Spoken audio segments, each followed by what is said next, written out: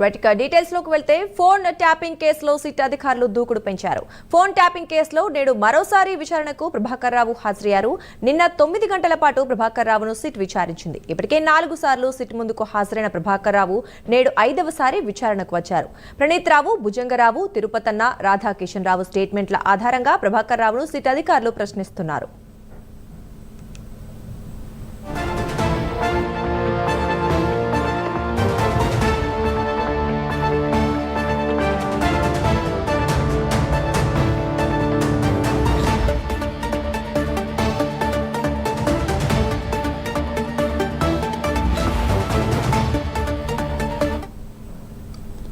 ఇదే అంశానికి సంబంధించి మరింత సమాచారం మా కరెస్పాండెంట్ ప్రవీణ్ లైవ్ లో అందిస్తారు. ప్రవీణ్, చెప్పండి, సిట్ అధికారులు మరోసారి ప్రభాకర్ రావును ప్రశ్నిస్తున్న నేపథ్యంలో ఏంటి పరిస్థితి? ఏమైనా కొత్త విషయాలు వెలుగులోకి వచ్చాయా?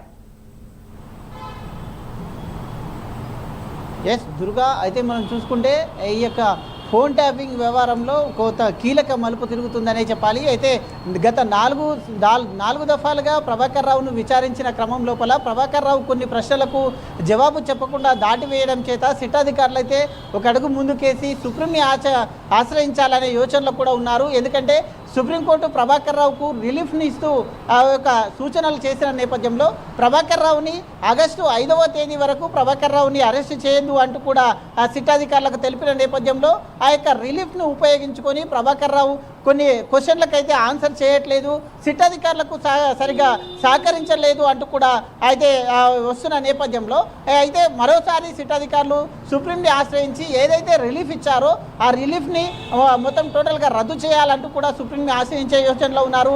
అదేవిధంగా నాంపల్లి కోర్టుకు కూడా వెళ్ళాలని చూస్తున్నారు. నాంపల్లి కోర్టులో వెళ్ళేసి ఆ రిమాండ్కు ఇవ్వాలంటూ కూడా కోరడం జరుగుతుంది. కాబట్టి ఎప్పుడైతే కస్టోడియల్ రిమాండ్ ఇస్తారో కస్టోడియల్ విచారణ చేసేటందుకు అవకాశం ఇవ్వాలంటూ కూడా నాంపల్లి కోర్టుకు వెళ్ళేటట్టుగా సిట్ అధికారులు ఉన్నట్టుగా తెలుస్తుంది.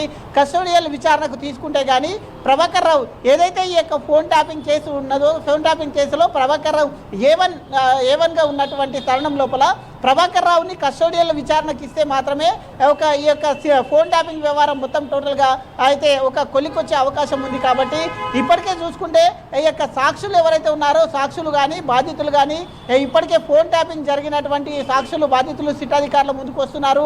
వారి యొక్క వాంగ్మూలాన్ని కూడా ఇప్పటికే రికార్డ్ చేసిన నేపథ్యంలో వారి వాంగ్మూలాన్ని కూడా అయితే ఈ యొక్క సిట్ అధికారులు వాళ్ళు ముందు ఉంచడం జరిగింది.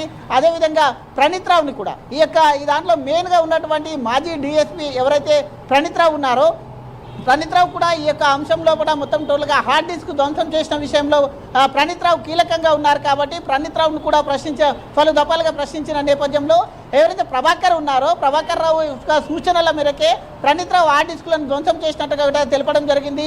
ఆయన యొక్క స్టేట్మెంట్ కూడా రికార్డ్ చేశారు.